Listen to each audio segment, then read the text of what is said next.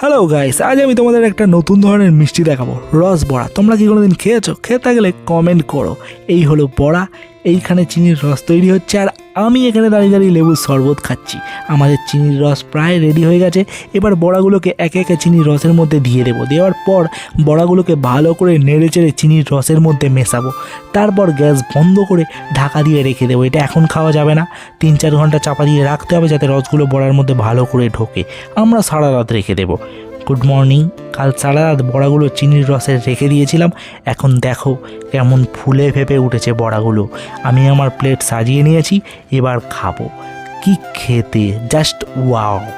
একদিকে রসগোল্লা আর একদিকে রস বড়া, জাস্ট তুলনা হয় না।